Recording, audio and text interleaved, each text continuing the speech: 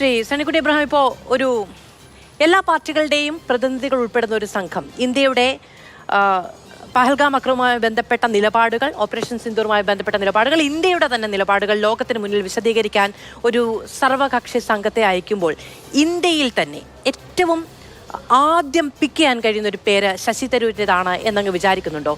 കോൺഗ്രസ് എന്തുകൊണ്ടായിരിക്കാം ആ പേര് ഒഴിവാക്കിയത്?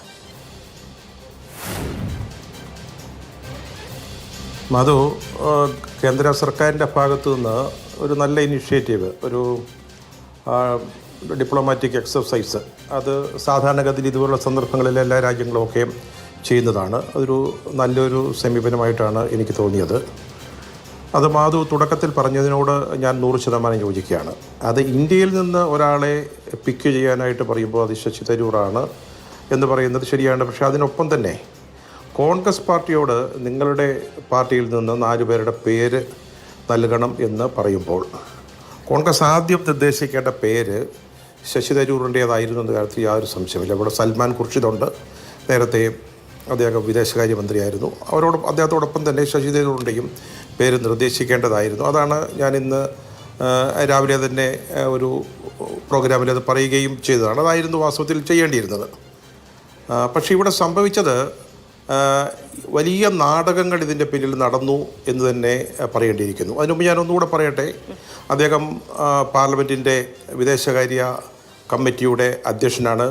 അത് കോൺഗ്രസ്സിന് ഉള്ള ഒരു പദവിയാണ്. കോൺഗ്രസ് പാർലമെൻറ്റിൽ അങ്ങനെയാണ്, ഓരോ രാഷ്ട്രീയ പാർട്ടികൾക്ക് അവരുടെ സ്ട്രെങ്ത് അനുസരിച്ച് ഓരോ കമ്മിറ്റികൾ വിഭജിച്ച് കൊടുക്കുകയാണ്.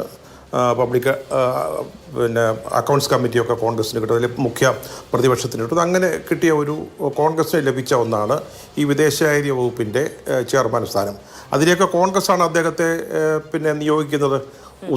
നിയമിക്കുന്നത് വാസ്തവത്തിൽ സ്പീക്കറാണെങ്കിലും അദ്ദേഹത്തിൻ്റെ പേര് നാമനിർദ്ദേശം നൽകുന്നത് കോൺഗ്രസ്സാണ്.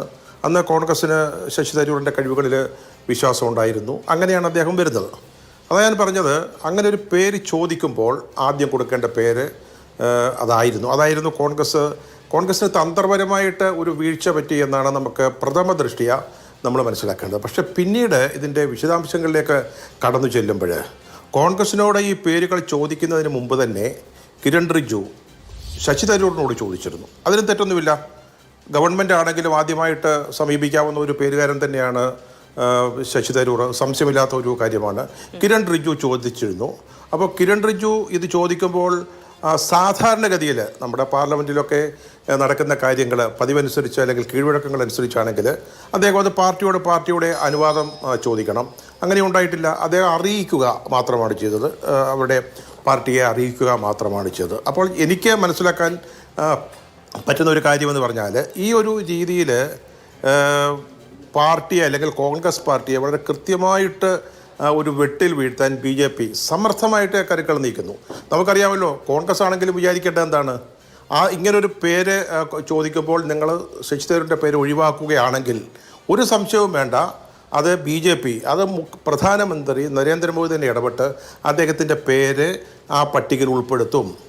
അത് മാത്രമല്ല, അദ്ദേഹത്തെ ഒരു ഡെലിഗേഷൻ്റെ തലവനും കൂടി ആക്കിയിരിക്കുകയാണ്. അമേരിക്കയും ഇംഗ്ലണ്ടിലൊക്കെ പോകുന്ന ഒരു പ്രതിനിധി സംഘത്തിൻ്റെ 7 പ്രതിനിധി സംഘം നേതാക്കളിൽ ഒരാൾ, ഞാനൊന്ന് തീർത്തോട്ടെ, അങ്ങനെ ആക്കിയിരിക്കുകയാണ്. അപ്പോൾ സ്വാഭാവികമായിട്ടും അത് കോൺഗ്രസ് അത് മനസ്സിലാക്കി ആ രീതിയിൽ നീങ്ങേണ്ടതായിരുന്നു, അദ്ദേഹത്തിൻ്റെ പേര് പറയേണ്ടതായിരുന്നു. പക്ഷേ ഇവിടെ കോൺഗ്രസിനെ വെട്ടിലാക്കുക എന്നുള്ളൊരു രാഷ്ട്രീയ ലക്ഷ്യം നമുക്കറിയാം. ഇപ്പം തന്നെ അത് നമ്മൾ മനസ്സിലാക്കുകയാണ്.